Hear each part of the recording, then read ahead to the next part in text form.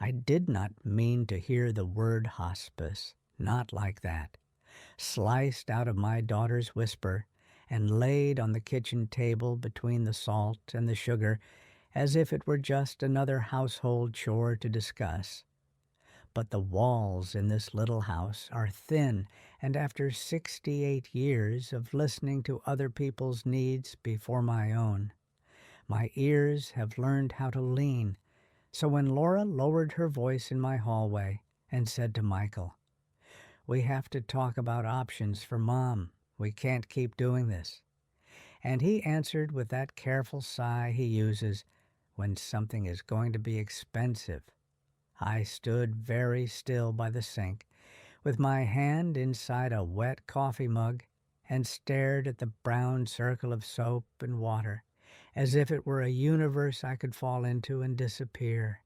And for a moment I wished I would, just to see what they'd say then, without me in the next room, without my hearing aids on the counter, and my slippers by the door, and my body inconveniently alive and mobile, but not quite convenient enough to be called independent, which is what they worry about now. That and the house, always the house. This square-bellied little post-war thing with its stubborn orange countertops and its smooth spot on the banister where 3 generations of hands have slid down on their way to school or work or sulking. The house that is mine, in a way, nothing else has ever really been. Not my marriage, not my own body, not even my name. Once I traded Marie for Mrs. Klein, and then for Marion again, when the death certificate came in the mail, and the nurse who handed it to me could not meet my eye.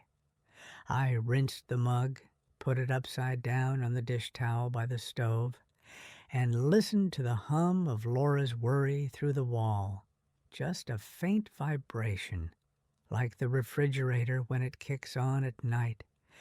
And I thought of the first time I heard her cry, a thin kitten sound from the plastic hospital crib, how fierce and uncomplicated my love had been then, so wide it made me dizzy. And I asked myself when exactly that love had turned into something they called a burden in hushed tones, a situation to manage, as if I were a leaking roof or a temperamental car, something that would not behave. I should have cleared my throat loudly or walked into the hall with the trash bag and made them jump, let them see that my hearing might be softer, but it was not gone, that my mind is the sharpest thing in this house, far sharper than the dull knives in the drawer that I've been meaning to replace for years. But instead I did what I've done my whole life. When faced with someone else's discomfort, I shrank, I stayed still. I gave them exactly what they expected from an old woman in her own home: silence, compliance, smallness, and only my heart refused to obey, beating against my ribs hard enough that I could feel it in the tips of my fingers.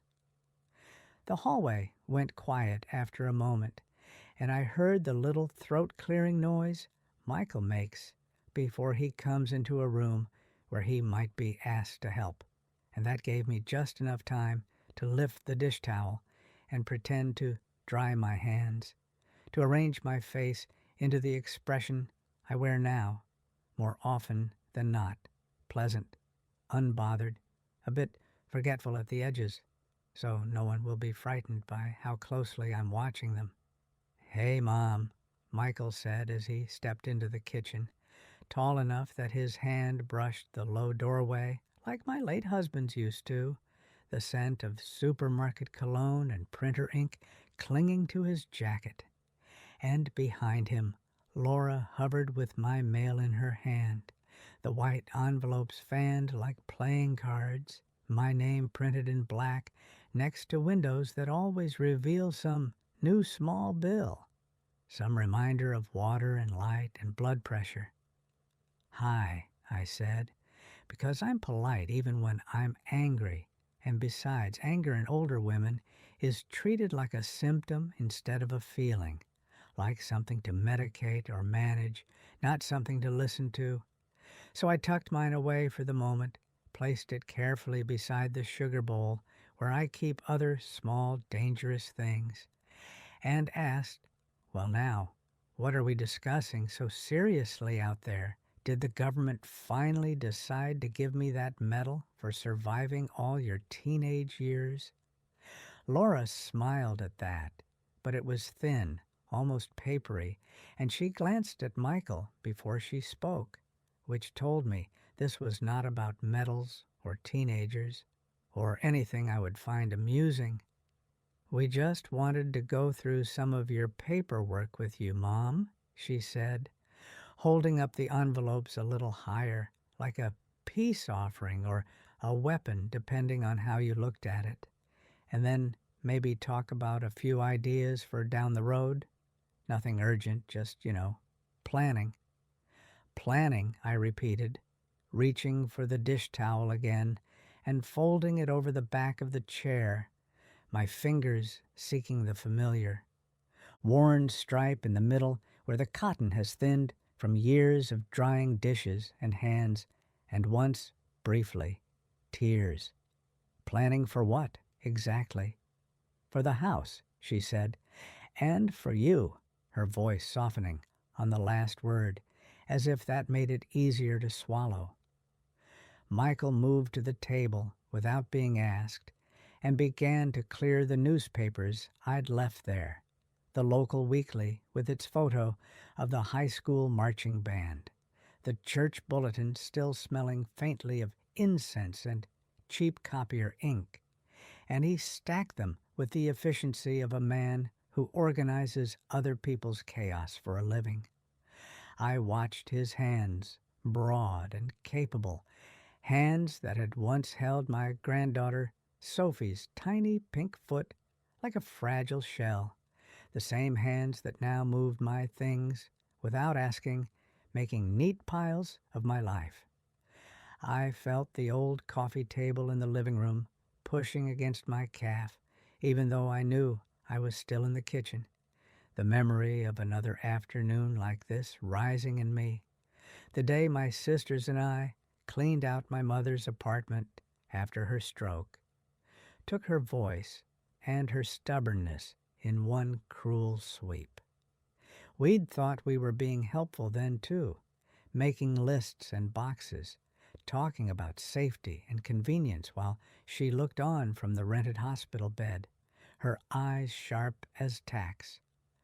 I remember how she stared at us when we suggested she move in with my brother, how she clenched her jaw and shook her head.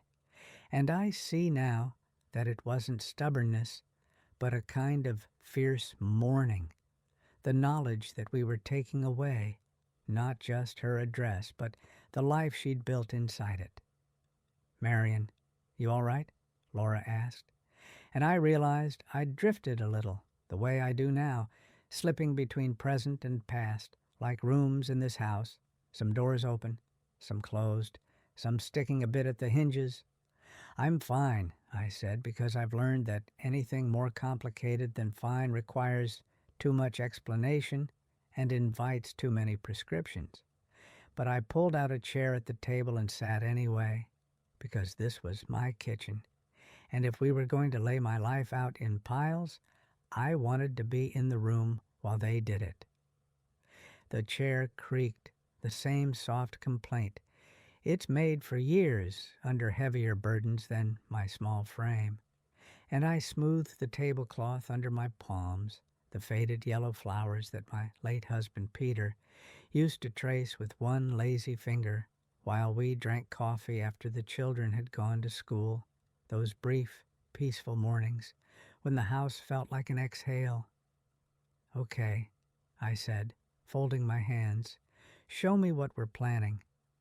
Michael sat across from me, the paperwork spread out like a language he was fluent in and I was not, and Laura took the seat beside me, close enough that I could smell the faint citrus of her shampoo, the same scent she loved as a teenager when she used to stand in this kitchen complaining about her hair and her life and the size of her nose, all of it so urgent and enormous then. And I smiled at the memory and then at her, the grown woman with the tiny worry line starting between her brows, a line I recognize from my own mirror. "It's just, Mom," she began, tapping one envelope with her index finger, the nail chipped where she must have caught it on something, a tiny flaw that made me ache with love. "It's just that the taxes are getting higher every year, and the house needs work, the roof, the furnace, and we were thinking maybe it would be good to get ahead of things, before it becomes too much." "Too much for whom?" I asked, because I still know how to ask a clean question, and she blinked, surprised. "For you, of course," she said. "It's a lot to keep up with, and I know you don't like asking for help. And with Peter gone and me so far across town and the kids and everything, we just worry. They always say we just worry when what they mean is we just want you to be a different shape so you can fit more easily into our lives, something lighter, smaller, inexpensive to maintain." I nodded, as if I understood and agreed, and in a way, I did understand. Because I remember worrying about my mother too, pacing in my own kitchen, talking into the phone about grab bars and meal delivery and medical alerts while my children played noisily in the next room. Worry is real, but it can also be a disguise for something else, for impatience or guilt, for the simple human desire not to be inconvenienced, and I have been on both sides of that equation. I see that now. Michael slid a form across the table, a printout with my name misspelled in the header, the I and A reversed, a small error that shouldn't have mattered, but did. "This is just information from a realtor friend of mine," he said, the word just doing a lot of work in that sentence, about what the house could sell for as is and how much you could have.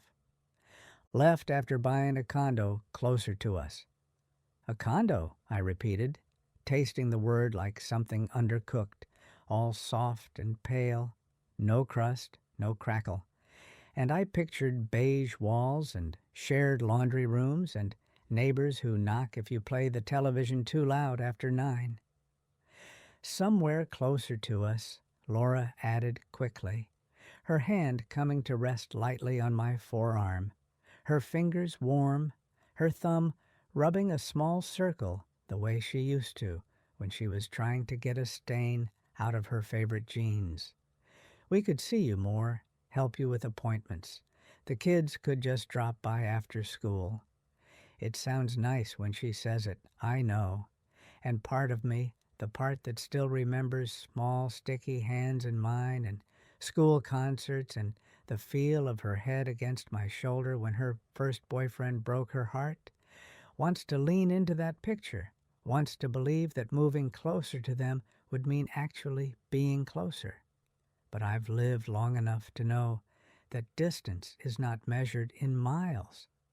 I have been right here in this kitchen while they were on that very couch and still felt a whole continent away.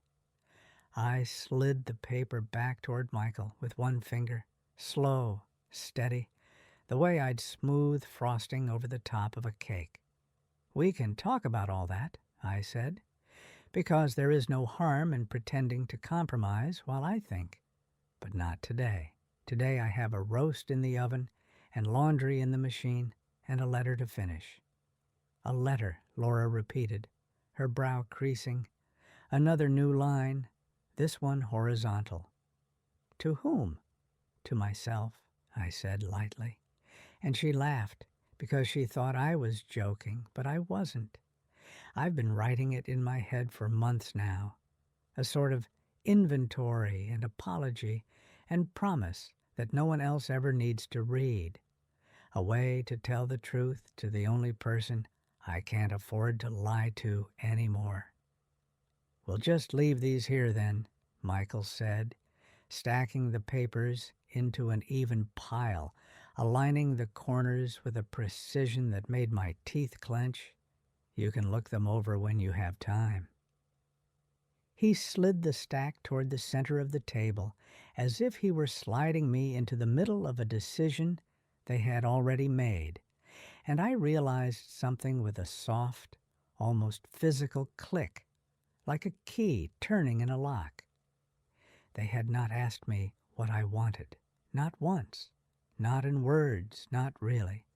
They had asked what they should do about me, and that is a very different question. My mother once said, when I was young and impatient and thought I knew everything, that the people who love you will sometimes forget you are not a project but a person, and if you let them, they'll turn you into a list. I remember rolling my eyes at the time, wiping baby food off Laura's chin while the television hummed in the background, too busy to listen. But her words sit with me now like a folded note in an old coat pocket, rediscovered when your hand brushes against it on a cold day. I looked at my daughter's hand resting on my arm, at the pale band where her wedding ring had recently started to leave a permanent mark, at the ink stain on the side of her finger where she must have gripped a pen too tightly, and I felt the quiet throb of something like grief, not for myself, but for the way life keeps pushing us into roles we didn't audition for. "Okay, sweetheart," I said, patting her hand in that small maternal gesture that still comes without thought. "I'll look them over."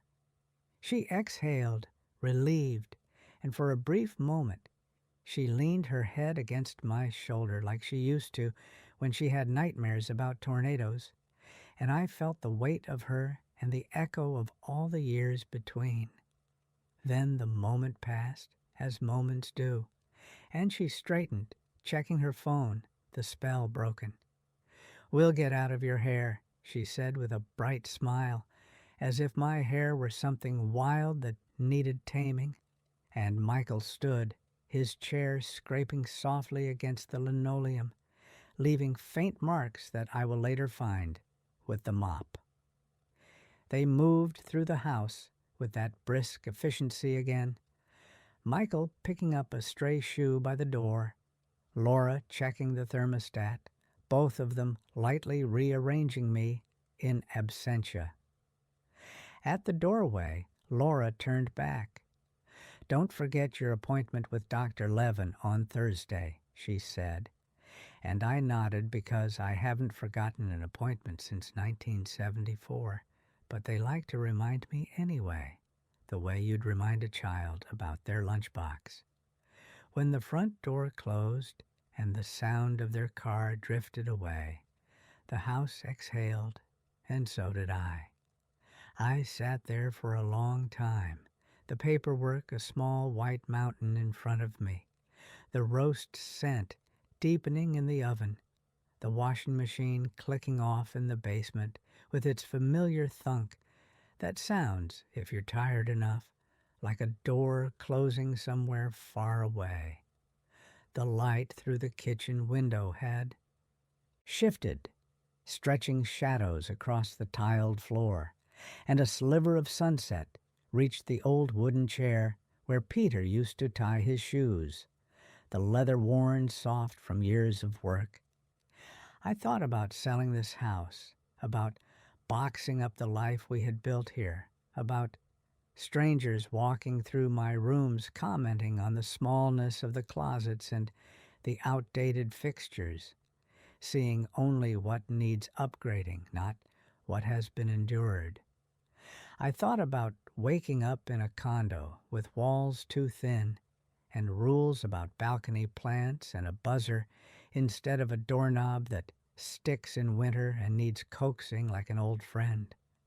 And a quiet dread moved through me, not panicked, just heavy and certain, the way you feel when you know a storm is coming even though the sky is still clear.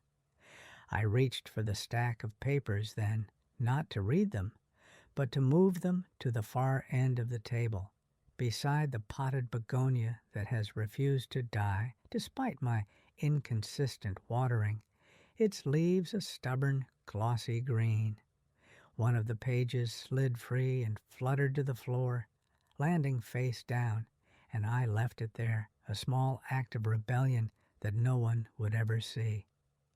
Instead, I opened the drawer by the stove, the one that sticks a little, and pulled out the envelope I'd tucked there weeks ago, the one addressed in my careful looping handwriting to an attorney whose name I'd found on a card pressed between pages of an old church cookbook.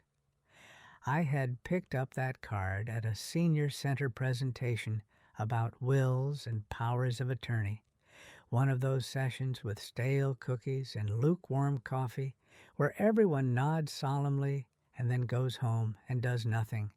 But I had kept the card, sliding it between the recipe for pear cake and Louisa's funeral potatoes, as if some part of me already knew this day would come. I laid the envelope gently on top of the untouched paperwork and smoothed it with the flat of my hand. The kitchen clock ticked behind me, the sound louder now that the house was empty, and somewhere in the distance a train horn called 3 low notes that always make me think of leaving. Maybe it was cowardly to have written that letter before I ever heard my daughter say the word hospice, but I don't think so. I think it was the first time in a long time that I had planned something not around everyone else's needs, but around my own quiet boundary, the line I would not let them cross without me standing in the doorway.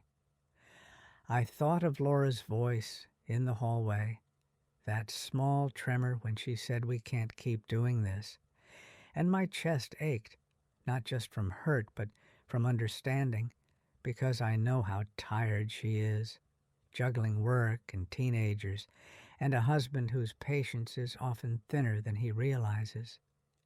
And I know she believes she is saving me from something, from falls and loneliness and bills and whatever other ghosts she sees when she looks at this house. But there is another kind of fall that terrifies me more, the slow tumble into someone else's version of my life, where the walls are beige and the schedule is printed and my days are folded neatly into visiting hours. I cannot risk that, not yet.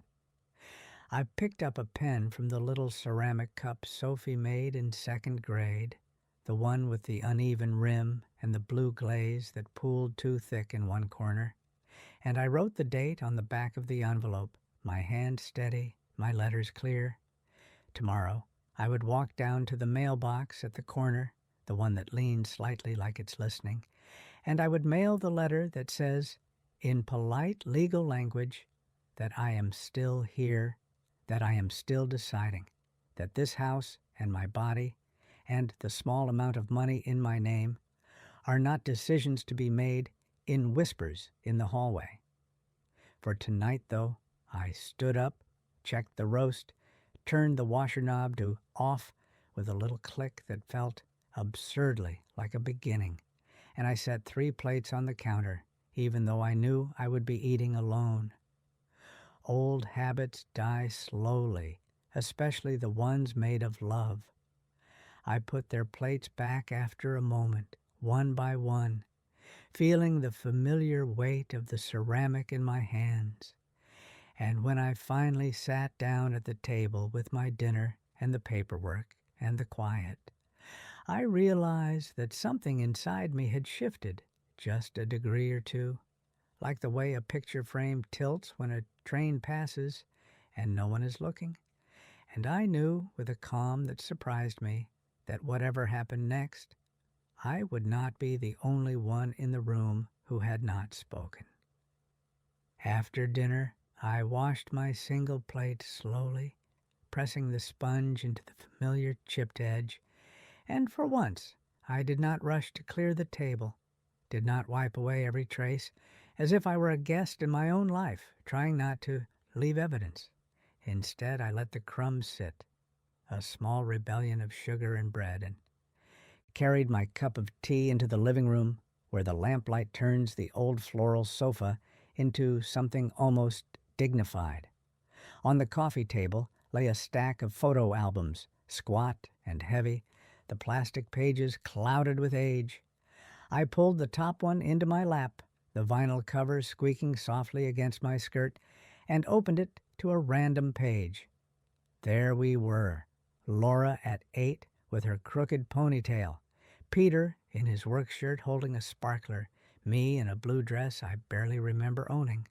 My eyes clearer, but not, I realized, kinder than they are now. I studied my younger face, the set of my jaw, the way my hand hovered slightly behind Laura's back, not quite touching, ready to catch her if the sparkler flared too close. I had thought then that there would always be more time to get things right, more summers, more chances to soften the sharp words I sometimes flung when I was tired and scared and did not yet know how to apologize properly. We were all so sure of our roles back then, mother, father, child. No one told us those parts would blur, that one day the child would stand in your hallway and discuss your future as if you were not 3 feet away, rinsing a mug. I turned the page, and there was my mother holding baby Laura, her hands age-spotted, veins like blue threads under her skin, her mouth set in that stubborn line I used to mock.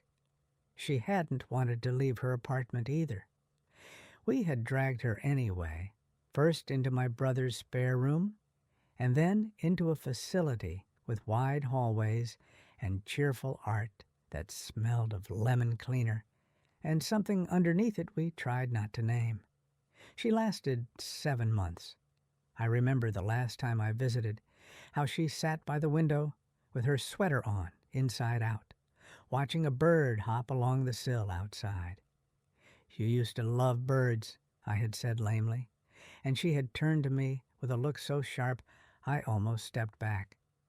"I still do," she answered, "but I don't care for cages." I had thought she meant the canary in the lobby. I understand now that she meant herself. Closing the album, I rested my hand on the worn cover and whispered an apology into the quiet room, not sure if it was for my mother or for my daughter, or for the younger version of me who thought she was doing her best. Maybe for all of us. On the end table, my phone buzzed, a small, insistent insect of sound. Laura's name lit the screen. I watched it blink and then fade when I did not answer. It lit up again a minute later, this time with a text. "Love you, Mom. We'll figure this out together." I stared at the words until they blurred. There was no mention of hospice now, no mention of options. Just love, that stubborn thing that survives even our clumsiest attempts to control each other. I believed her, and I did not. Both can be true. I set the phone face down, the plastic case cool against my palm, and listened to the house settling around me, the radiator ticking softly, the old clock in the hallway wheezing as it made its way toward 9. In the corner, the mail basket sat half full, a blue envelope peeking out from under the grocery flyers. I knew what it was before I reached for it. The birthday card Laura had sent last month with the cheerful printed message and the gift card tucked inside. "I hope you treat yourself, Mom. You deserve it," written in her careful script. I had thanked her, of course, sent a photo of the flowers I bought and the small box of chocolates, but I had not told her the truth, that what I really wanted could not be bought at the pharmacy checkout. What I wanted was the right to choose how my story ended, or at least where it was shelved. I slipped the card back into the envelope and placed it with the attorney's letter on the coffee table, 2 thin rectangles that together weighed more than the heavy album still warming my knees. Outside, a car door slammed, and somewhere down the block, a dog barked twice and then fell silent. This neighborhood has aged with me. The maple tree across the street is thicker now.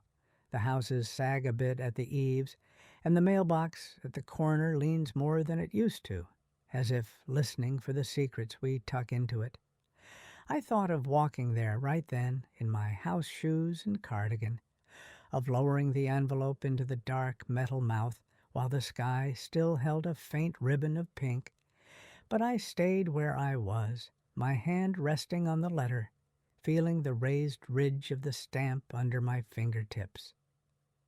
Tomorrow will be soon enough, I told myself, and for the first time in a long while, the promise of tomorrow felt like something I was giving myself, not something I owed to anyone else.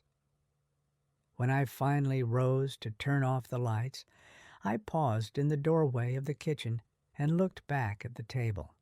The small drift of crumbs, the begonia, the neat stack of papers, and, beside them, my letter with its date in fresh ink.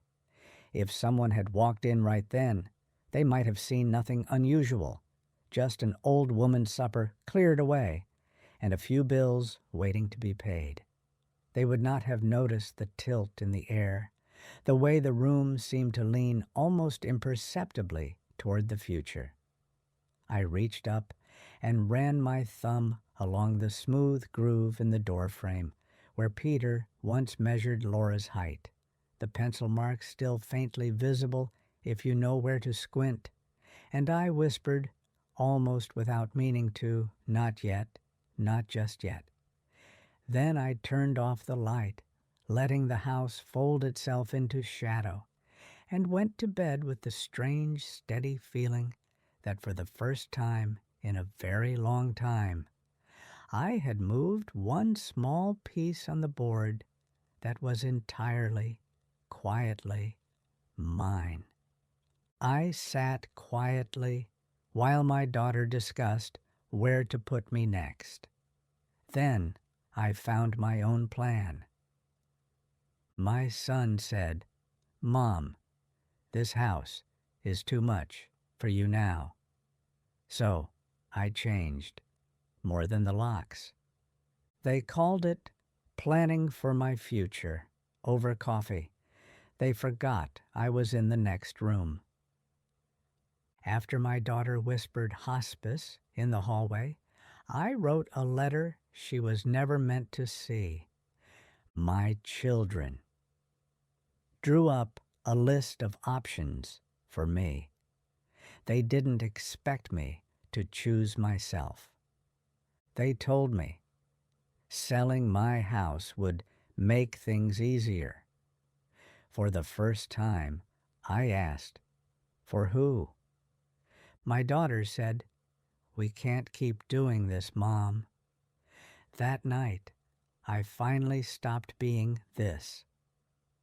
They slid papers across my kitchen table like I was a problem.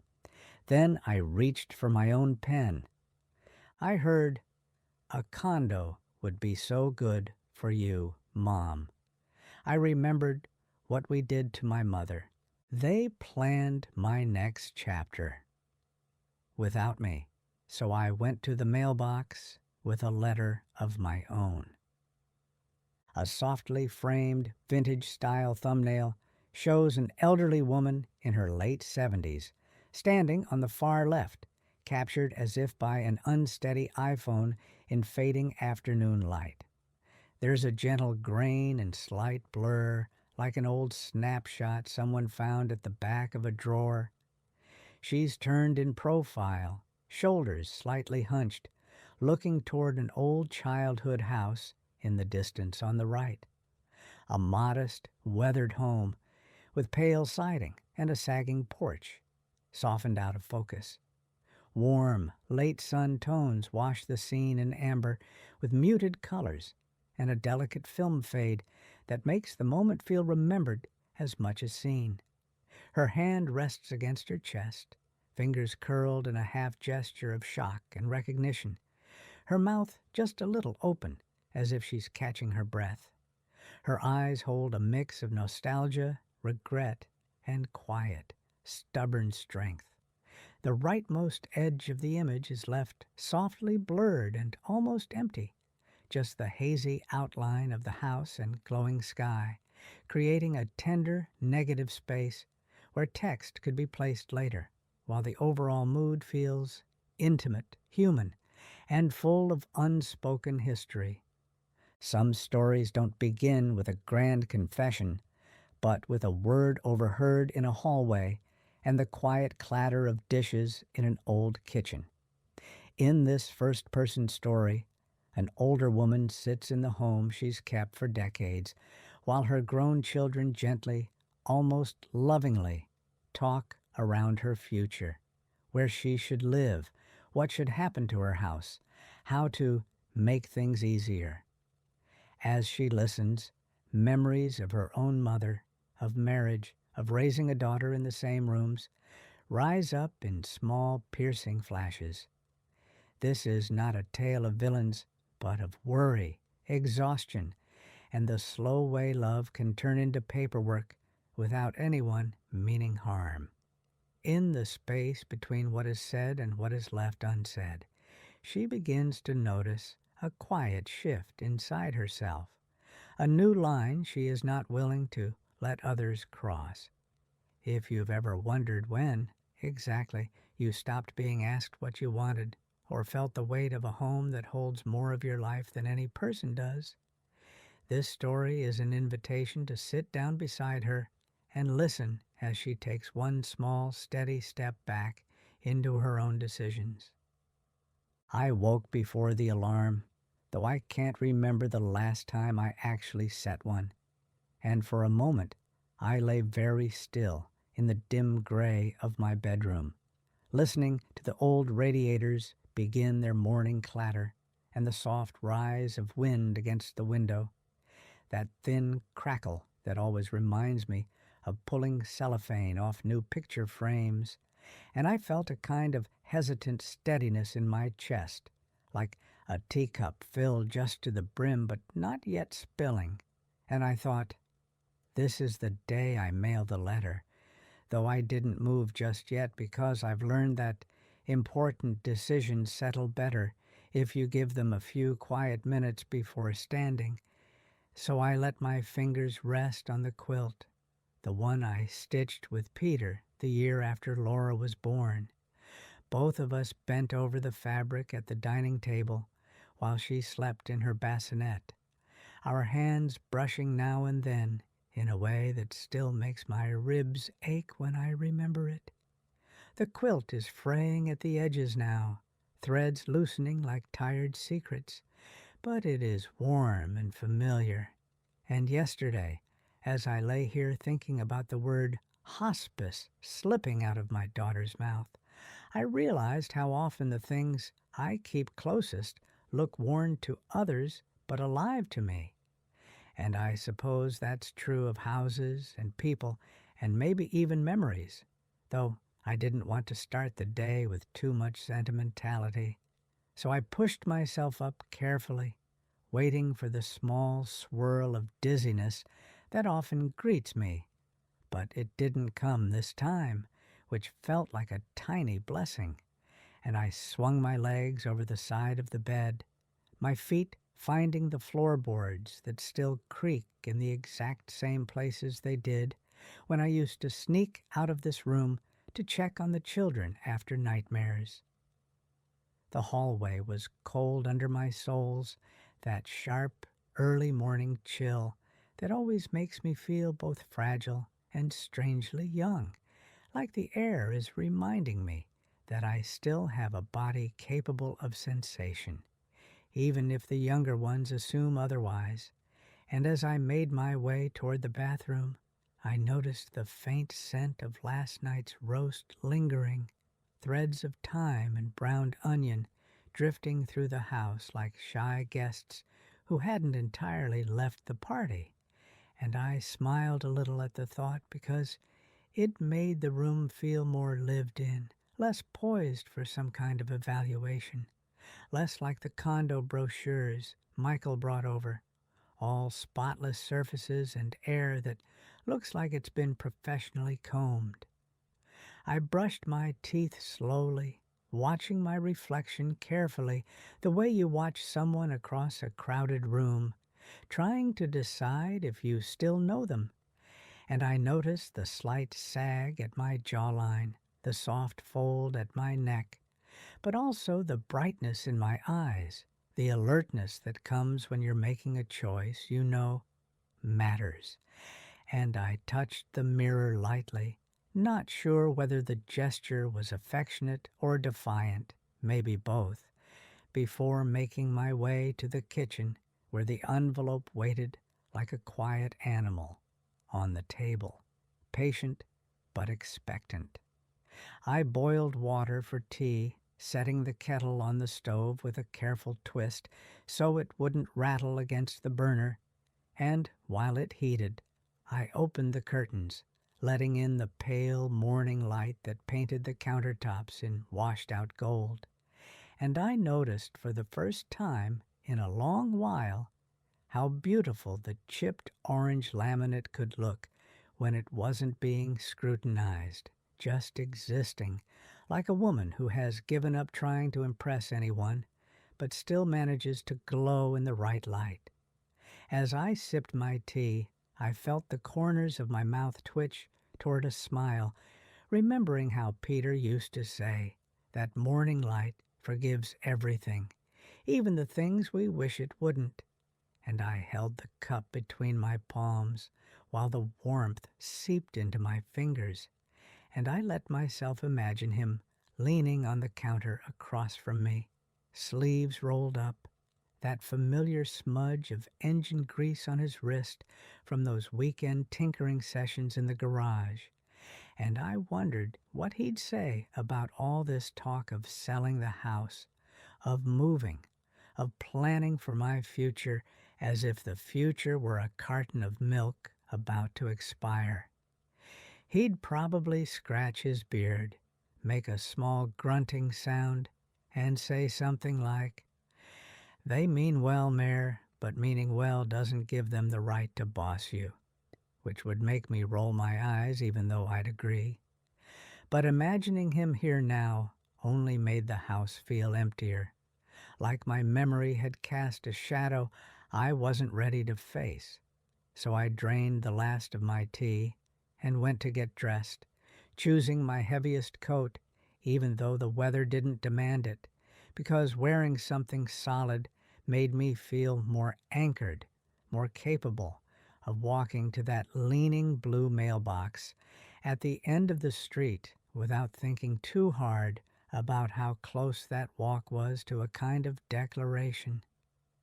As I buttoned the coat, I heard the familiar scrape of the neighbor's screen door across the street, and I peeked through the blinds to see Walt stepping out in his old army green jacket, heading toward his truck with a thermos in hand, the same routine he's kept for decades. I remember when he and his late wife used to have barbecues in their yard, the smell of charcoal rising like a flag over the fence line. And once or twice Peter and I joined them, the four of us laughing about silly things while our children chased fireflies in the wavering summer dark. And seeing Walt now, still upright, still moving through his morning with stubborn purpose, gave me an odd comfort, like proof that staying put didn't have to be an act of denial.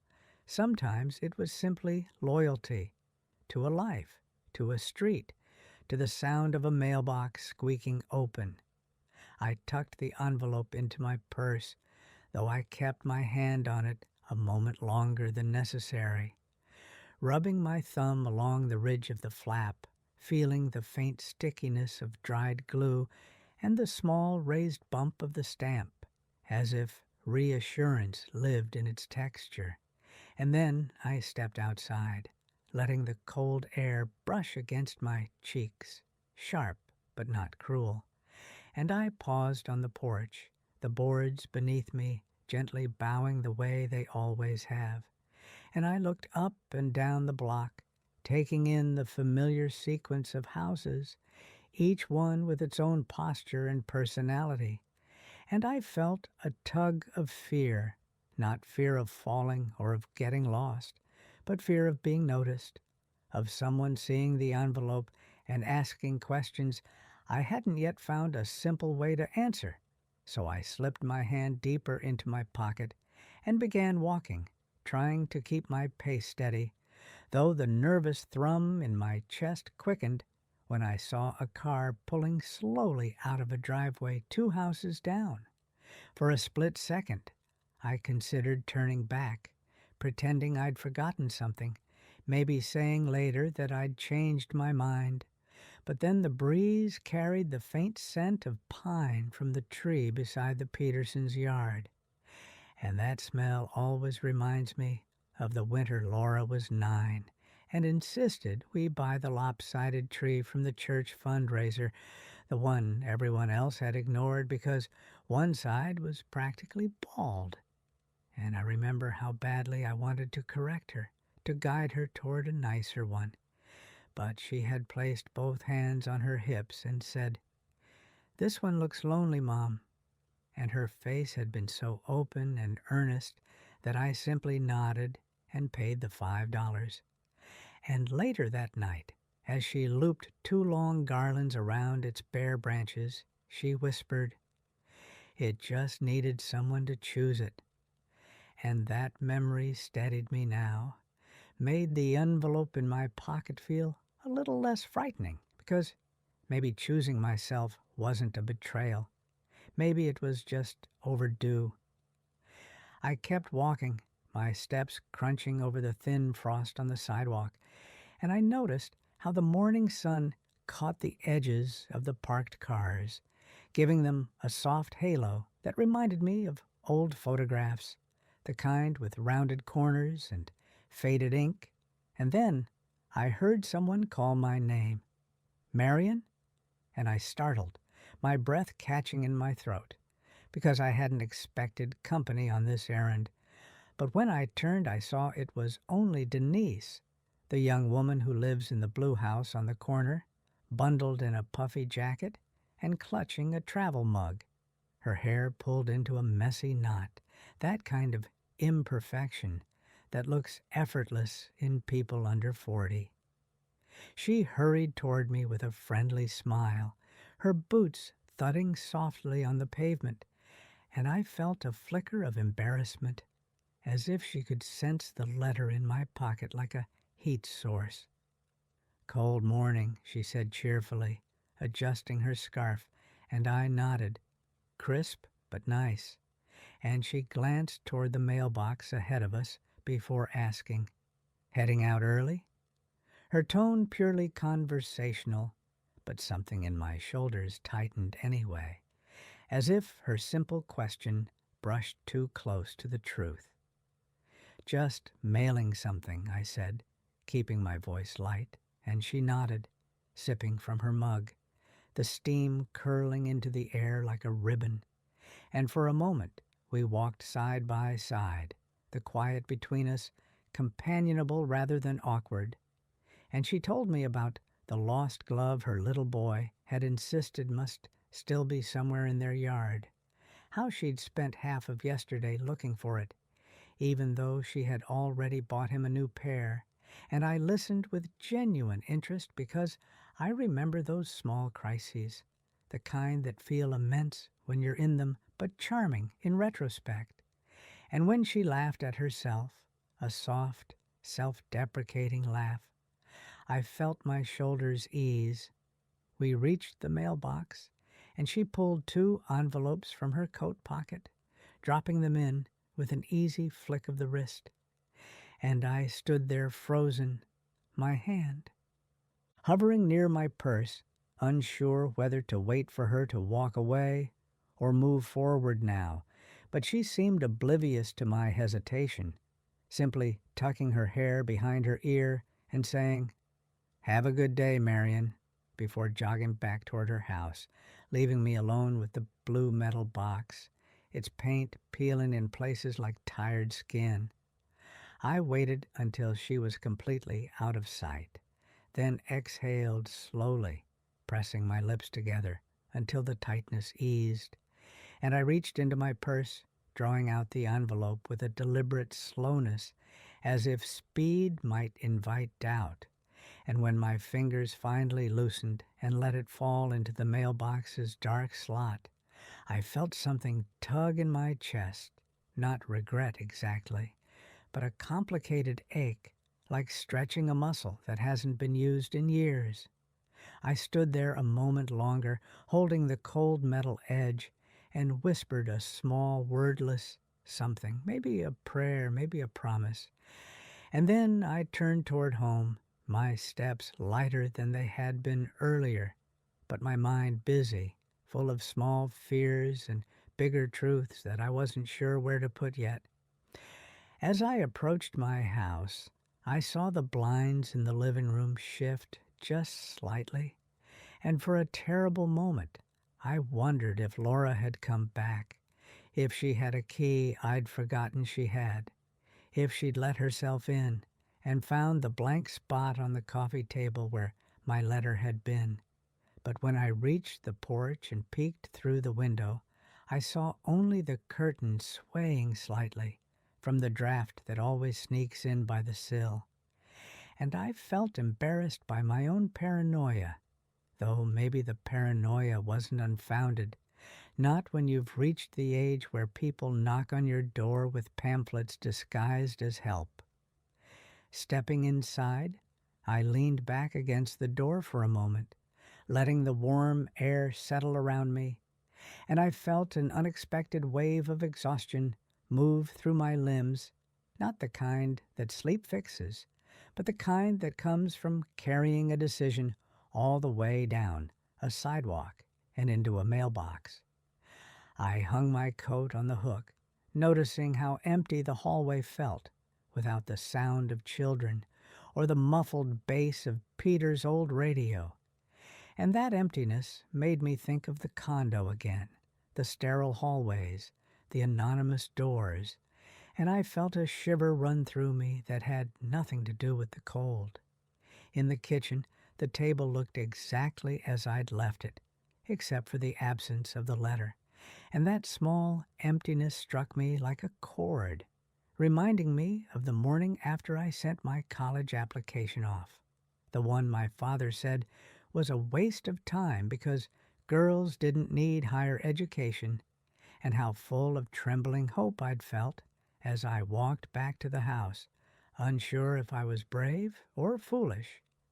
I made another cup of tea, needing the ritual more than the drink itself, and as the water heated, I noticed a small slip of paper on the counter, one of yesterday's bills, apparently dislodged from the stack, and I picked it up, turning it over, recognizing the familiar logo of the energy company. And for a moment, I imagined calling Laura to remind her that I still handle these things myself, that I am not yet in the stage of life where someone else needs to take the pen from my hand. But then I heard my phone buzz from the living room, and when I saw her name on the screen again, something in me jolted. Had she found out somehow? Had Michael said something? Had the realtor friend contacted them already? But the message was simple. "Morning, Mom. Checking in. Love you." And I stared at those words for a long time, feeling a knot loosen and another tighten, because love can be both comfort and pressure, both balm and boundary, and I wasn't sure yet which one this was. I typed back a short reply, "Love you too, sweetheart. Doing fine." Then deleted the last words, then retyped them, then deleted them again, finally sending only the first sentence, and the omission felt like a small, private victory. Holding the warm mug between my palms again, I walked to the living room, looking around at the familiar clutter, the half-finished puzzle on the coffee table, the stack of library books on the armchair, the framed photo of Peter in his best suit at our niece's wedding. And I felt a tenderness for this house so strong it nearly knocked the breath from my chest. I sat on the sofa, letting my bones settle into the cushions that have molded themselves to me over the years, and I thought about how quickly things shift, how yesterday I felt like a piece of furniture being quietly rearranged, and today I felt something closer to a person with edges and weight, someone whose decisions might actually matter.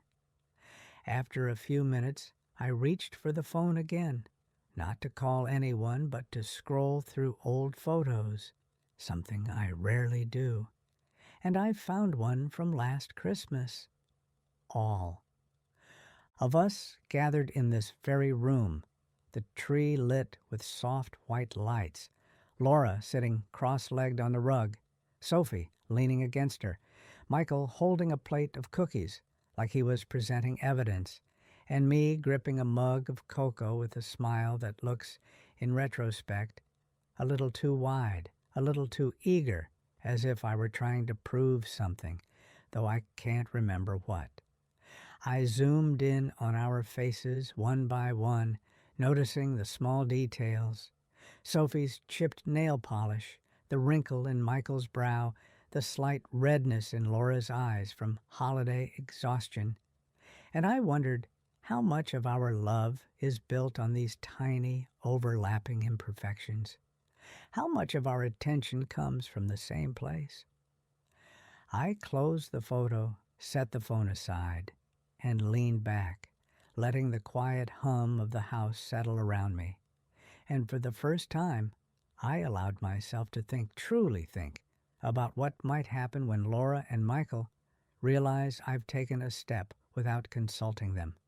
Would they be angry, hurt, dismissive? Or would they, in some small private place, feel relieved to know I am not entirely theirs to shepherd? I traced a finger along the pattern of the sofa, the faded flowers that once seemed old-fashioned to me, but now feel comforting, and I whispered to myself, "One thing at a time, Marion," because there is no sense in leaping ahead when the present already feels like a delicate balance beam. After a while, I stood to stretch my back, and that's when I noticed the small draft at the bottom of the front door, the one Peter used to say he'd fix but never did, and I felt a sudden urge to patch it myself, to get the old weather stripping from the basement and the rusty nails from the jar on the workbench. And as silly as it sounds, that small project felt symbolic, like proof that I still have the capacity to mend what matters. I went to fetch the supplies, the basement stairs groaning their familiar warning as I descended, the air cooler and tinged with the smell of old paint and cardboard. And as I reached the bottom step, I paused, struck by a wave of nostalgia so strong it bent me forward. This basement was where Peter kept all his tools, where he'd spend whole Saturdays humming to himself as he fixed lawn mowers for neighbors or built little wooden toys he never finished. And the memory of him standing at the workbench, brow furrowed in concentration, made the air catch in my throat. I reached out to steady myself on the shelf, my fingers brushing the dusty jar of loose screws, and I whispered, "You'd know what to do," though I wasn't sure whether I meant the draft or the children or the entire arc of my life. I found the weather stripping easily. It was still in the same drawer, folded neatly beside the box of mismatched picture hooks, and as I carried it upstairs, I felt a strange mixture of grief and gratitude, like the house itself was holding me steady, reminding me that even after loss, you can still perform acts of care, even small ones. Once I finished patching the draft, standing up slowly to ease the stiffness in my knees, I stepped back and admired the simple, imperfect repair, and I felt an unexpected surge of pride, the kind that comes from proving to yourself that you are not yet dissolving into the version of old age other people have drawn for you. Just then, the phone rang again, and I froze, my hand still on the doorknob, dread pressing lightly at the base of my skull. But when I checked the caller ID, it was an unfamiliar number, local but unfamiliar. So I let it go to voicemail, waiting for the beep and the quiet hum of someone deciding what message to leave. When I played it back, the voice was warm but formal, introducing herself as the assistant to the attorney I'd written to, saying they'd received my letter and could schedule a consultation whenever I was ready. And hearing those words, the confirmation that my letter had already been opened, read, processed, made my breath catch, because it meant this decision was no longer theoretical, no longer just a folded piece of paper on my coffee table. It was real, moving, already gathering momentum beyond my kitchen walls, and I wasn't sure whether to feel relieved or frightened, so I stood there a moment, one hand on the counter to steady myself, and I let the voicemail play again, softer this time, as if the reassurance might seep into me through repetition. When the message ended, I deleted it, not because I didn't want the reminder, but because I already knew I would remember every syllable the way you remember the first sentence of a book that changes you. With the house now warmer, the draft sealed, and the kettle beginning to hiss again on the stove, I returned to the table, pulling out the chair Peter once favored, and I let myself sit. With the weight of the morning, the walk, the mailbox, the call, the small act of mending, the shape of choices unfolding like slow petals. Outside, the wind had quieted, leaving the street unusually still. And in that stillness, I sensed something shifting. Not dramatically, not like the plot of a novel, but in the subtle way a tide shifts before anyone notices the moon has moved. I rested my hands on the table, palms open, and whispered into the empty room, "Whatever happens next, it won't happen without me." And hearing my own voice steady and low made something warm flicker alive in my chest, faint but growing, like the first hint of sunrise behind a long, dark cloud.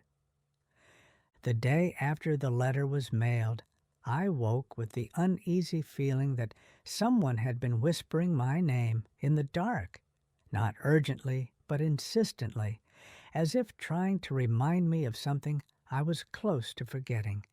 And I lay there for a long moment, my breath fogging the chilly morning air above the blankets, listening for the echo of that imagined voice.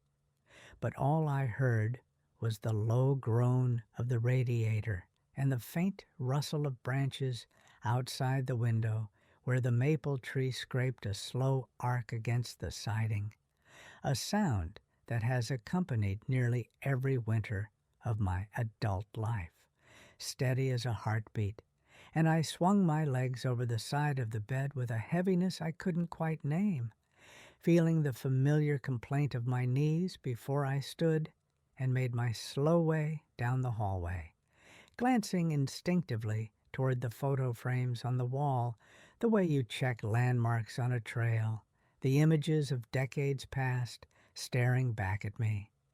Peter's lopsided grin the summer he built the tree swing in the backyard, Laura's gap-toothed smile on the first day of 4th grade, Michael in his baseball uniform, the brim of his cap too large for his small, determined face.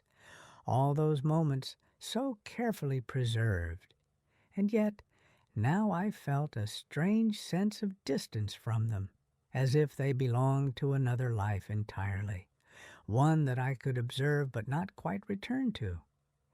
In the kitchen, the faint scent of yesterday's tea still lingered, and as I filled the kettle again, My hands moved automatically, the ritual soothing yet also slightly mechanical, as if I were watching myself from a few inches outside my own skin. And while the water heated, I noticed a thin ray of pale sunlight slipping through the blinds and landing directly on the stack of papers Laura and Michael had left on the table. Those documents that seemed to pulse with quiet suggestions and unspoken negotiations, the edges of the printouts curling ever so slightly from the dry heat of the vent beneath the window. And for a moment I felt the old urge to smooth them, to make order out of disorder, to accommodate the expectations of others the way I have my entire life. But I resisted, letting them sit in their imperfect angle as if to prove something to myself. And as the kettle began its rising whistle, I felt that same whisper of unease brush my ribs again, the sense that today would bring some small unraveling, something subtle but consequential, though I could not yet say whether it would be inside me or outside.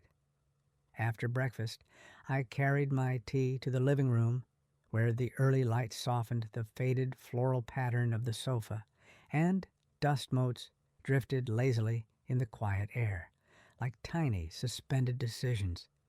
And I sat there listening to the distant rumble of a garbage truck making its slow way down the street, the beep of its reverse echoing off houses, and the sound reminded me of mornings years ago when the children were small, and we'd scramble to gather the trash before hearing that telltale rattle, a small domestic tension that once felt urgent and now felt almost tender in memory.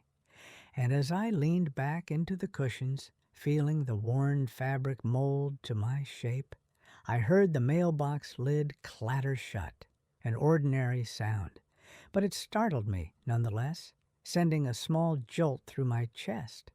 And I sat still for a moment, holding my breath, imagining a letter arriving in response to mine, imagining consequences already rolling toward me like marbles across a floor. But when I finally stood and walked to the front door, opening it slowly so it wouldn't creak too loud, I saw only a thin bundle of mail, the weekly circular, a water bill, and a small envelope addressed to resident, anonymously impersonal, the kind that always makes me feel temporarily erased. Still, I gathered the mail and brought it inside, placing it on the hall table with a kind of ceremony, as if the act of receiving anything, good or bad, was its own quiet milestone. And as I did, I caught sight of myself in the narrow mirror hanging above the table, the reflection faint in the dim hallway light.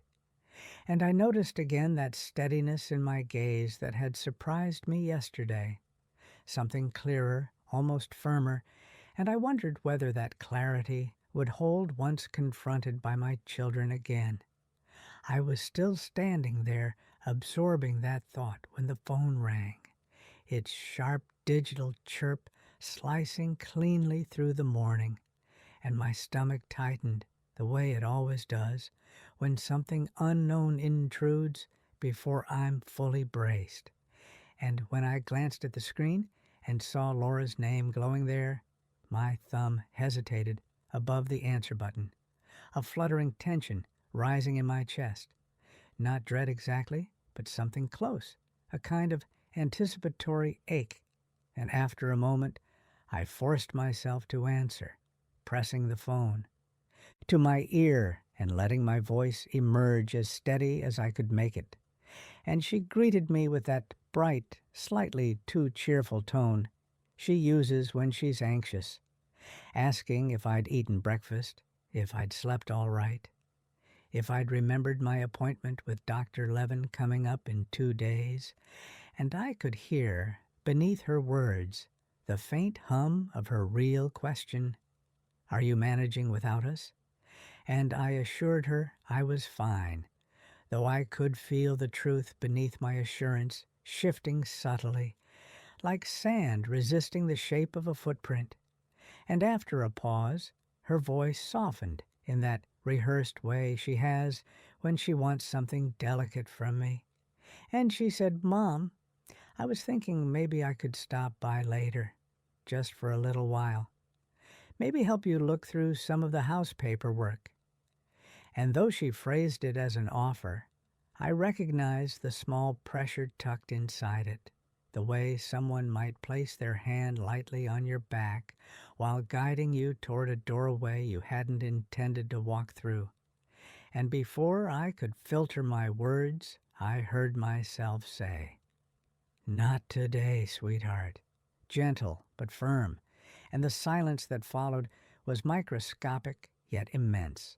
A small hitch in her breath, a soft blink across the phone line. And then she said, "Oh, okay, well, sure, another time." Her voice just a shade too bright again.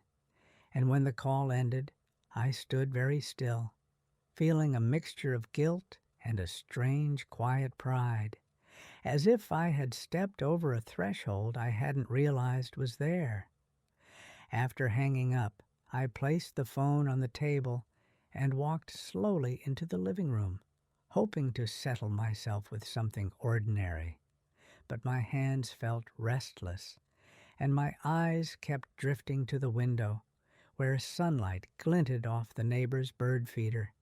Tiny sparrows darting in sharp little bursts, wings flickering like rapid breaths, and watching them stirred a memory so suddenly that it felt as though someone had tugged a thread inside me. The winter after Peter died, when I sat at this same window with a cup of tea gone cold, watching the sparrows hop along the icy branch, their small bodies puffed against the cold, and I had felt both comforted and hollow. The house too big around me, the silence too loud. And I remember thinking then that grief is shaped like a room you can't leave, yet somehow over time you begin to rearrange the furniture inside it, making space for the ordinary again, though never without noticing what's missing. The memory lingered in me like smoke, and I found myself drifting toward the hallway closet where Peter kept his winter coat, the navy one with the worn elbows. And even though I knew it had been emptied long ago, I opened the door and breathed in the faint scent of cedar that still clung to the closet walls.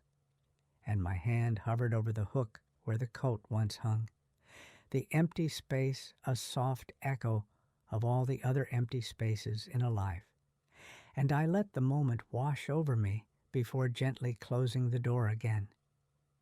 Returning to the kitchen, I noticed the begonia on the table had lost a leaf overnight, the brown-edged oval resting on the tablecloth like a small fallen truth, and I picked it up, turning it over in my fingers, the fragile stem snapping lightly between my nails.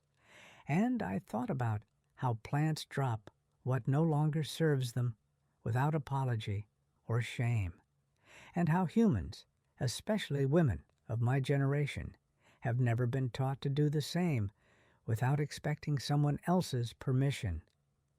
As I stood there holding the leaf, a sudden knock at the door startled me so deeply that I felt my heart leap against my chest, and I froze for several seconds before forcing myself to look through the peephole, expecting perhaps a neighbor or a delivery, but instead I saw a familiar figure. Mrs. Adler, the neighbor from 3 houses down, bundled in a thick shawl, her gray hair escaping like playful threads around her cheeks. And I opened the door cautiously, surprised to see her here at this hour, her expression both curious and concerned. She greeted me with a warm but slightly tentative smile, twisting her gloved hands together, and said she'd been walking back from the community center when she thought she saw me nearly stumble on the sidewalk earlier, which was odd because I hadn't stumbled, but perhaps she had seen my hesitation at the mailbox, Or perhaps she was using the stumble as a polite pretext for checking in, and I invited her inside, noticing as she stepped over the threshold that she paused a moment, looking around the hallway with the faintest narrowing of her eyes, as though assessing something silently, and her gaze lingered briefly on the stack of paperwork on the table, the envelopes with official-looking headers, and for a moment I felt exposed, as though my private considerations had been laid bare. In the soft morning light, she sat at the kitchen table while I made her tea, her gloved hands smoothing the wrinkles in her skirt, and she told me about her daughter, who'd visited last weekend, how she'd rearranged the pantry without asking, placing cereal on the bottom shelf, where it makes more sense, according to the daughter, and how frustrating it was to reach for things now, because her daughter's logic had not taken into account the reality of aging shoulders, and we both laughed softly at that. Though beneath the laughter was something fragile and shared, a mutual recognition of being gently reorganized by people who believe they are helping. As we sipped our tea, she lowered her voice slightly, leaning forward just enough to signal something more serious, and she said she'd overheard a bit of conversation when Laura had been here last week, something about options for the future, and she wanted to check in, make sure I wasn't being pushed into anything I didn't want. And her question landed inside me with a weight I hadn't realized I'd been carrying alone. And though I didn't reveal the details about the letter, I found myself admitting more than I expected, telling her quietly about the realtor printouts, about Laura's concerned eyes, and the way Michael had stacked the papers into neat, silent judgments. And as I spoke, I noticed Mrs. Adler's lips pressed together in a thoughtful line, her eyes softening with an understanding that felt almost like a hand on my shoulder. She told me about her own experience nearly a decade ago, when her son had arrived with a glossy brochure for an assisted living facility, and how she had smiled politely while feeling her insides clench like a fist, and how she had agreed to think about it, while secretly renewing her lease the very next day. And then she chuckled, saying that no one ever believes the elderly can still make decisions, but sometimes we are the only ones who see the full map of our lives.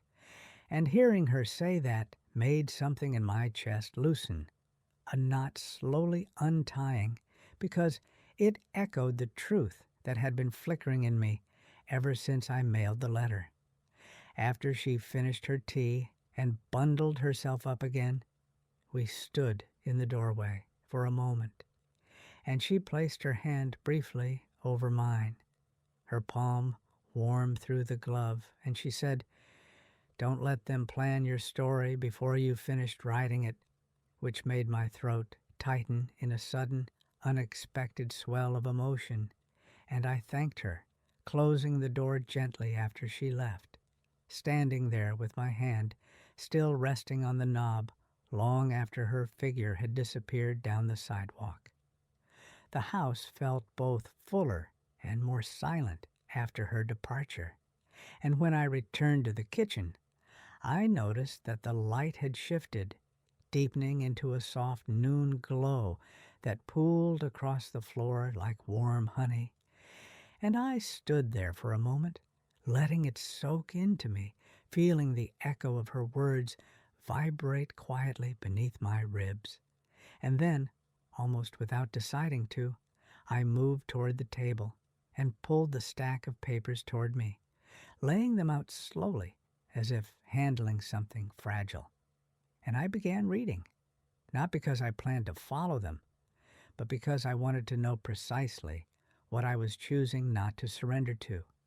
As I scanned the pages, my vision occasionally blurred, not from tears, but from the strain of the tiny print, and I found myself muttering under my breath about the absurdity of making crucial life decisions in font sizes designed for 20-year-old eyes. And yet I read each line carefully, feeling my resolve solidify with every bullet point and suggested timeline. Part way through, I heard footsteps outside, heavy, too heavy to be a neighbor walking casually, and I glanced toward the window just in time to see Michael's car pulling into the driveway, his figure emerging with that purposeful stride he adopts when he has a task to accomplish. And my heart gave a startled thud, not because I was unprepared for him, but because I sensed that whatever conversation awaited us would not be as gentle as Laura's had been. He reached the porch before I had time to fully gather myself, and I opened the door deliberately slowly, allowing the moment to stretch just enough that he had to pause mid-knock, his raised hand lowering awkwardly, and he gave me a strained smile, saying he had been in the neighborhood after a meeting and thought he'd check in, though his eyes immediately flicked past me into the hallway, searching, assessing, the way someone might check the temperature of a room before entering. I stepped aside and let him in, watching as he shook off the cold and rubbed his hands together, his wedding ring glinting in the muted light, and when he glanced at the table and saw the paperwork stretched across it, his brows lifted in a small expression I couldn't quite read, surprise, maybe, or cautious approval, and he asked gently, "Going through it already?"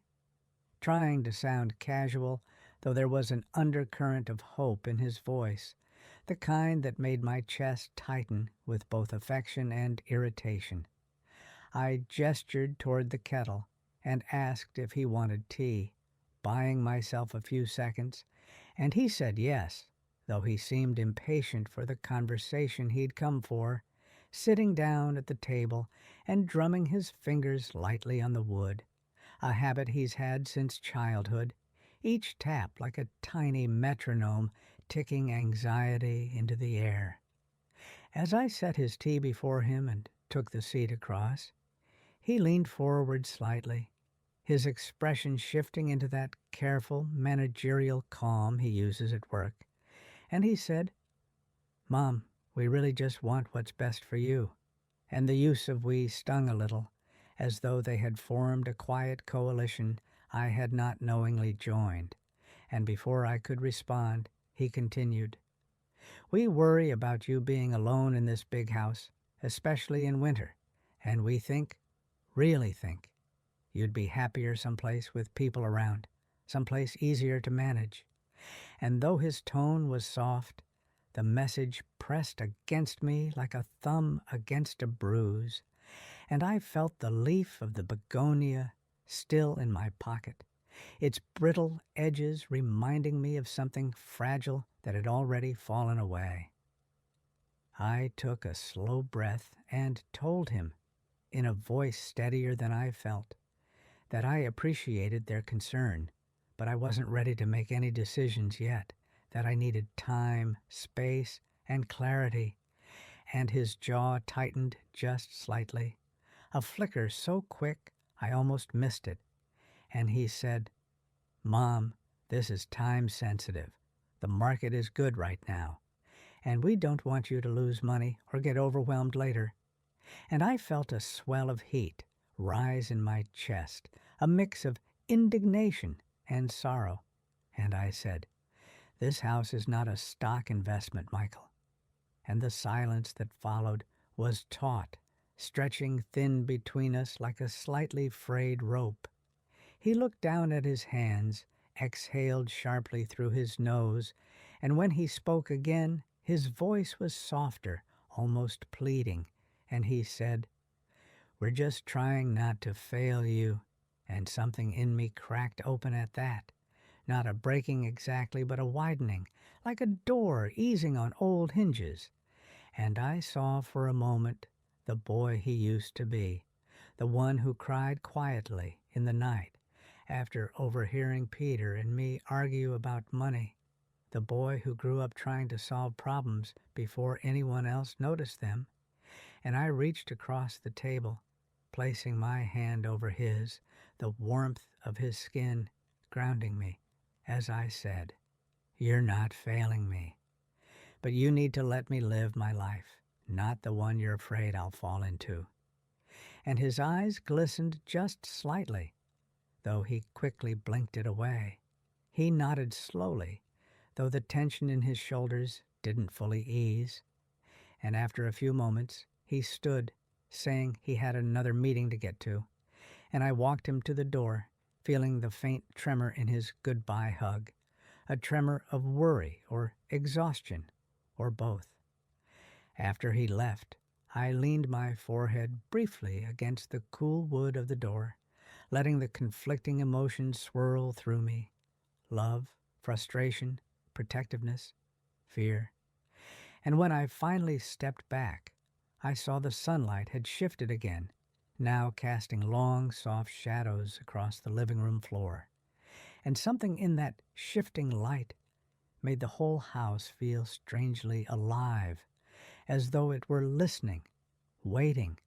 And I knew, with a quiet certainty that settled into my bones, that the next chapter, whatever shape it took, would not be something decided for me, but something slowly, steadily, written by my own hand.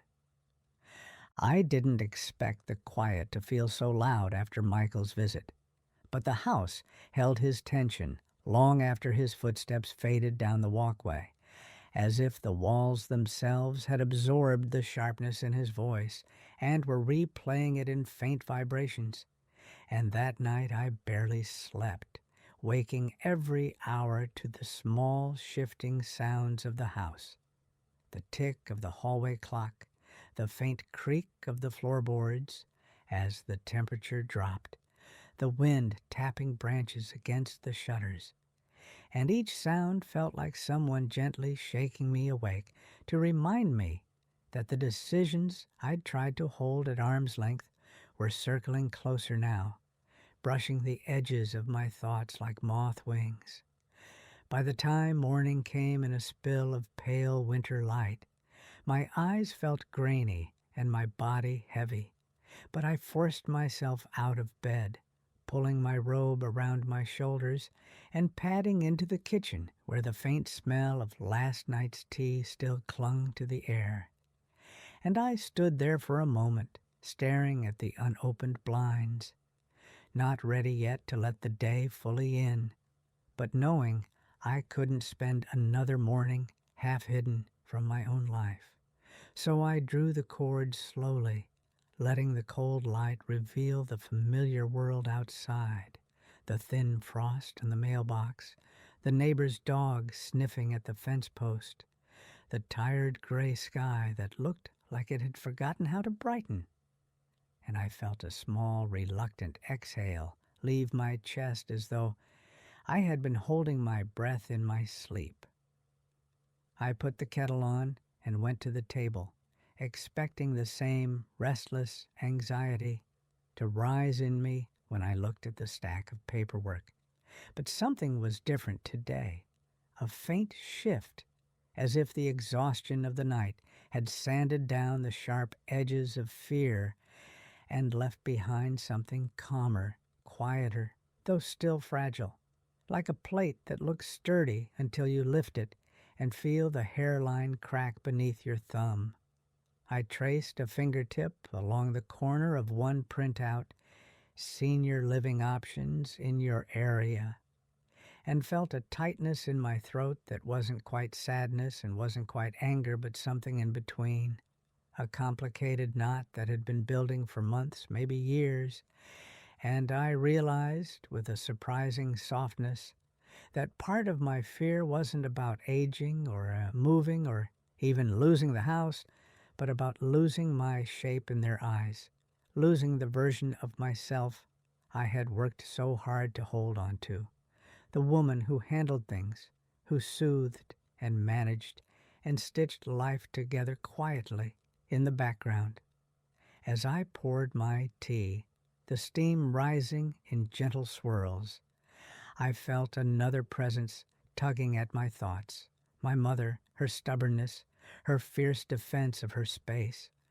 And I wondered again how differently things might have gone if I had listened more closely to the tremble in her voice when she said she wasn't ready. If I had paused long enough to see the fear beneath her frustration. I carried my tea into the living room, searching the bookshelf for something to distract me, but my hand hovered over the spines without settling, landing eventually on the old black photo box I hadn't opened in years, and I placed it on the coffee table, hesitating before lifting the lid, because I knew memories can be as sharp as any tool, but something in me needed to look anyway, needed to remind myself that my life was not just a series of obligations others had managed on my behalf. Inside the box, photos were stacked in loose bundles, some fading at the edges, others bent slightly from years of handling, and I fished out a small stack from the top. Laura in her high school band uniform, cheeks flushed from cold. Michael asleep on Peter's chest when he was no more than a year old, the soft rise and fall of their breathing captured in stillness. And then a photo I'd forgotten existed, me in my 30s, hair still dark, standing in the backyard with a hammer in one hand, and a grin that was half triumph, half defiance, the half-built garden trellis behind me leaning just a bit. I stared at that woman for a long time, at the steadiness in her legs, the certainty in her shoulders, and for a moment I felt as though she were looking back at me, asking gently, "Where did you go?" And the question sliced through me so cleanly, I had to set the photo down, pressing a hand to my chest to steady the sudden swell of emotion. It's strange how a single image can make you reconsider your entire trajectory, how it can illuminate the quiet bargains you make with yourself over years. Bargains about patience and compromise and being easy for others. And I sat there on the sofa, feeling the shape of all the moments where I had swallowed frustration, or softened my voice, or stepped aside because I thought that was what a good mother or good wife did. And I wondered, not unkindly, whether I had taught my children to expect that I would always bend. I put the photos back carefully and returned the box to the shelf, but the feeling clung to me, lingering like static, and as I passed the window, I noticed a car slowly pulling into my driveway. Laura's silver sedan, its left headlight slightly dimmer than the right, a detail only a mother would still notice, and a sharp spike of both dread and tenderness shot through me, mingling in that strange way they often do when it comes to grown children. She sat in the car for a moment, adjusting something in her purse, her face partially obscured by the glare, and I felt myself tense instinctively, bracing for another conversation I wasn't ready for. But when she finally stepped out and walked toward the door, I saw something in her posture, shoulders sloped, steps slower than usual, that made me soften instead of fortify. I opened the door before she could knock, and her face flickered with surprise and then relief, and she stepped inside, rubbing her gloved hands together as if to warm more than just her fingers. "I hope it's okay that I stopped by," she said, her voice gentler than it had been on the phone. Uncertainty threaded through the words, and I told her she was always welcome, though even as I said it, I felt the old habit of over-accommodating tug at me like a persistent thread. and I forced myself to breathe through it. She sat at the kitchen table, glancing at the paperwork, but not touching it, and after a long pause she said, "I've been thinking a lot about what you said yesterday." And she looked down at her hands, fingers twisting the small silver ring she wore on her right hand, now that her wedding ring sometimes irritates her skin. And there was something vulnerable in her quiet fidgeting, something almost childlike, and I felt my chest loosen just a fraction.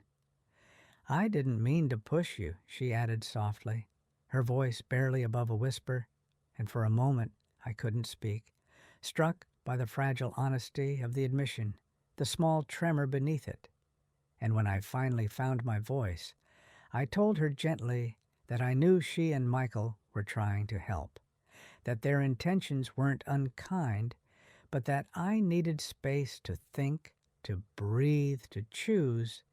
And as I said the word choose, I saw her shoulders rise slightly, as if bracing, and she asked quietly, "Choose what?" And it wasn't a challenge, just a question, heavy with fear she couldn't fully name. I didn't mention the letter, didn't mention the attorney or the mailbox or the voicemail, because this moment didn't need that weight yet. And instead I said, "Choose what my life looks like next." And the words seemed to land between us with a soft, resonant thud, as if the room itself absorbed their truth. She nodded slowly, her eyes shining just a little, and after a long silence she said, "I just worry about losing you without realizing it's happening." And the ache in her voice curled around my heart, pulling tight, because I knew exactly what she meant. I had felt that same fear with my own mother, that terror that the person you love is slipping into a version of themselves you can't reach. And I reached across the table and took her hand, her fingers cold at first, but warming against my palm, and I squeezed lightly and told her, "I'm still here, sweetheart. I'm not disappearing." And she swallowed hard, nodding again, and for a moment I saw her as she had been at 5 years old, hair sticking to her cheeks after crying over a skinned knee, looking up at me with that same vulnerable plea for reassurance. She stayed for over an hour, talking about the kids, about work, about a disagreement she'd had with her husband over something small but symbolically large, who forgot to pick up the dry cleaning. And I listened, not just with my ears, but with the part of me that remembers mothering as an act of bearing witness, of absorbing details that don't matter, and details that matter immensely without drawing lines between them. And the conversation felt normal, almost soothing, as if we had found our way back to something quieter, older, more instinctual than the roles we'd both been performing lately. When she finally stood to leave, she hugged me with both arms, her face pressing into my shoulder the way it used to when she was little, and I felt her breath hitch just slightly as she said, "I love you, Mom," and I whispered it back, my hand resting on the back of her head in a gesture that felt involuntary and ancient. After she left, the house returned to its familiar hush, but it felt different now. Not empty, not tense, just waiting, like a room holding its breath before a truth is spoken. And I wandered into the living room with my tea, sitting in the soft spot on the sofa and letting my body relax into its familiar embrace. The afternoon light was dimming slightly, turning the room a muted gold, and I found myself staring at the hallway closet again, the cedar-scented darkness inside calling to me with the weight of memory. But I didn't open it this time, didn't need to replay the ache of what wasn't there, and instead I turned my attention to the window, where the wind had picked up, scattering leaves across the sidewalk in small, frantic bursts.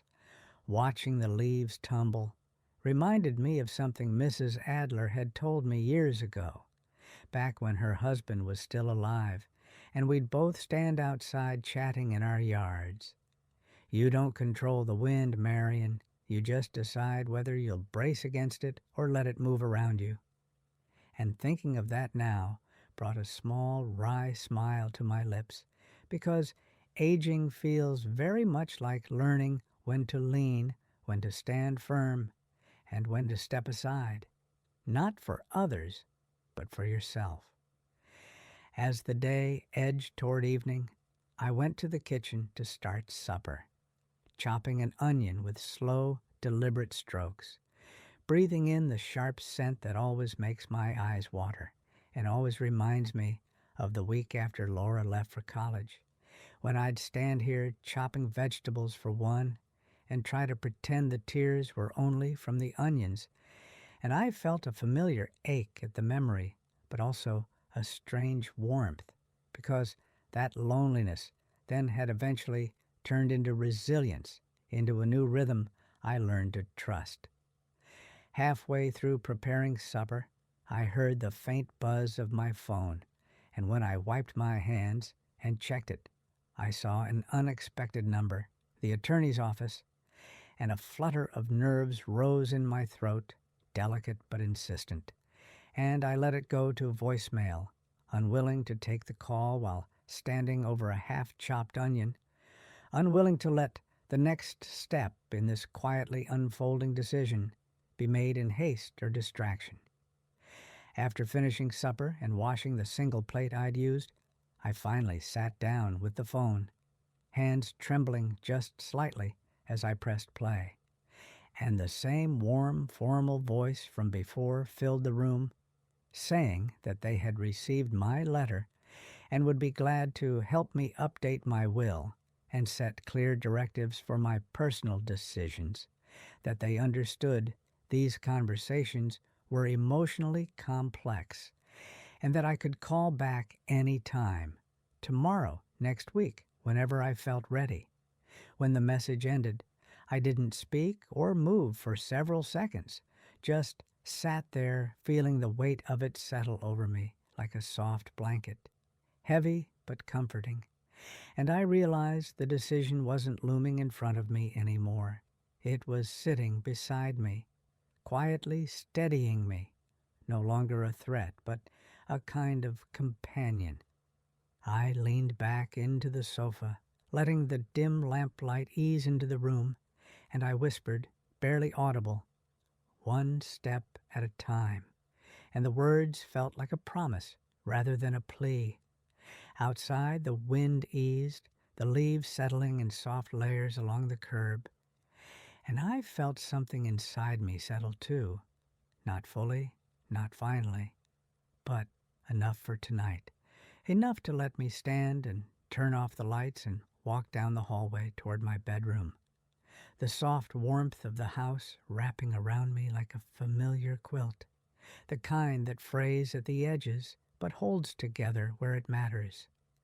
That night, after the attorney's voicemail had settled into the quiet, like a stone dropped gently into still water, I found myself moving through the house with a different awareness, as though every room were waiting for me to acknowledge it in some small way. And I walked slowly from doorway to doorway, touching the edges of door frames, brushing my fingertips along the tops of picture frames, letting the texture of each object anchor me in a way I hadn't allowed in weeks, maybe months. And by the time I reached the back of the house, where the laundry room opened into that tiny square mudroom Peter once tried to call a porch, I felt a soft stirring inside me, not relief exactly, but a kind of readiness, like the air right before a rainstorm when everything feels electric but calm. I flipped on the small overhead light, the one that hums faintly before growing bright, and something about the hum steadied me, as I noticed the cardboard box tucked beneath the bench, one I hadn't touched in years, labeled in my handwriting, "Keep, decide later." And it made me laugh under my breath, a rueful little sound, because later has a way of arriving quietly, asking for answers you didn't realize you still owed yourself. I pulled the box out, the cardboard softening along the seams, and sat on the bench, lifting the lid slowly, half afraid of what memories might spring up. But inside were simply small, forgotten pieces of life. An old checkbook cover, a few letters from the children when they were young, a recipe card from my sister written in her looping cursive, a single glove I never found the match for. And beneath all that, folded carefully, was a faded blue scarf that Peter had bought me on our 15th anniversary, the one I wore so often that the edges frayed and the color dulled to something like morning sky. When I lifted it, a faint hint of cedar and something else, maybe winter air, maybe just imagination, rose from the fibers, and I held it against my cheek for a moment, feeling something inside me flicker with warmth. And I remembered the night he gave it to me, how he draped it around my shoulders with an awkward sweetness, kissing the top of my head before whispering, "You make this look better than the window display ever could." And I smiled into the memory, surprised at how gentle it felt now, how less jagged than it had in the months after he died. I folded the scarf again, tucking it beneath the letters, and as I closed the box, I felt something loosen inside me, as though I could finally say goodbye to the version of myself that had been holding everything in tight fists. I slid the box back under the bench, but not all the way, leaving it just slightly visible, as if acknowledging that some things don't need to be hidden to be safe. As I stood, the house creaked softly, the kind of sound you only hear when you're alone, long enough to notice the language of wood and settling beams, and it made me pause, listening, sensing the house as something alive with history, with my history, woven into its corners like thread. I returned to the kitchen, the only room still fully lit, and stood by the table where the paperwork still lay in its careful spread. And for the first time since all this began, I didn't feel confronted by it. I felt informed by it, as though knowledge itself had shifted from adversary to companion, and the fear of being overpowered by decisions no longer felt as sharp. I turned off the kitchen light and walked toward the hallway, but as I passed the front door, a soft tapping made me stop, quick and light, like a hesitant knock, and for a moment I wondered if my tired mind had invented it. But then it came again, slightly firmer, and I felt my breath catch, not in fear, but in a strange curiosity. I opened the door to find Mrs. Adler standing on the porch, her shawl caught at one corner by the wind, cheeks flushed from the cold, and she gave me an apologetic smile, saying she was on her way back from an evening walk and saw my living room light go off, worried I might have taken a fall or simply needed company. I stepped aside to let her in, touched by her concern, though part of me also felt a small pang of embarrassment at being seen so transparently, as if the vulnerability I'd been wrestling with internally had somehow seeped through the windows. She removed her gloves slowly, her eyes scanning my face with that perceptive stillness she's always had, and after settling into a chair at the kitchen table, she said, "You look different tonight, lighter somehow." And I shrugged, unsure how to explain that the shift inside me felt too delicate to name. like a word that hasn't fully formed yet. Instead, I made us both tea and sat across from her, feeling strangely peaceful. And after a long sip, she asked, "Have you decided anything yet?" But it wasn't spoken with pressure, only gentle curiosity. And for the first time, I felt able to answer honestly, saying, "I've decided I'm allowed to take my time." And her smile told me she understood exactly how significant that small sentence truly was.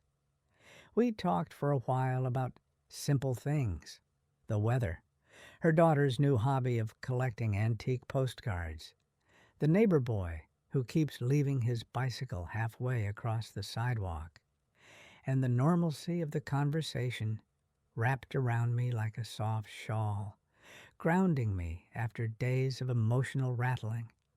And when she finally stood to leave, she touched my arm lightly and said, "You're doing better than you think." And that simple affirmation lodged somewhere deep, in a place where doubt had been living too long.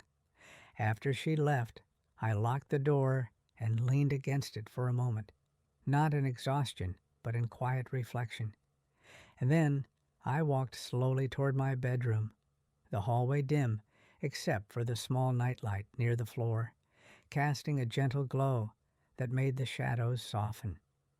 Once inside, I changed into my nightgown and sat at the edge of the bed, staring at the lamp on my nightstand, its worn brass base reflecting a faint shimmer, and I thought of all the evenings Peter and I had ended with that lamp, reading, arguing, planning, sometimes sitting in silence because silence was easier than truth. And I reached over and turned it on, letting its warm halo settle around me.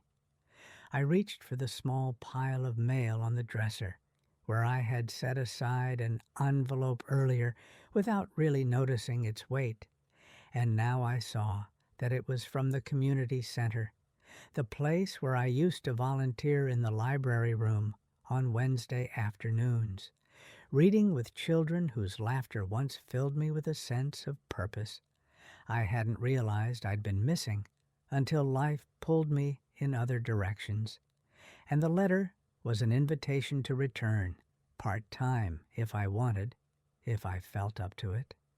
The timing struck me as almost uncanny, though I refused to call it anything more than coincidence. And yet, the idea of stepping into a space where I wasn't a mother or a widow or a woman being nudged toward downsizing, but simply myself, felt unexpectedly like a door cracking open. I placed the letter on the nightstand, smoothing the envelope lightly with my hand, and lay back against the pillows, the faint hum of the bedside lamp filling the room with a soft steadiness. And I felt the weight of the day, the house, the choices before me, all settling into a shape that didn't overwhelm me anymore. A soft sense of clarity hovered just at the edge of my awareness. Not a final answer, not a grand realization, but the gentle understanding that I didn't owe anyone haste, not even myself, and that the life ahead of me didn't need to be defined by fear or scarcity or the urgency others projected onto me. As my eyes grew heavy, I thought of Laura's trembling hug, of Michael's conflicted earnestness, of Mrs. Adler's steady kindness, of the scarf tucked in the cardboard box, and I felt all those threads weaving themselves into something like a quiet, fragile strength. And as I turned off the lamp and let the darkness settle around me, I whispered into the quiet room, not to anyone in particular, but perhaps to the version of myself I was slowly rediscovering. "I'm still here," and the words didn't echo. They simply rested in the air, warm and true, carrying me gently into sleep and into whatever came next.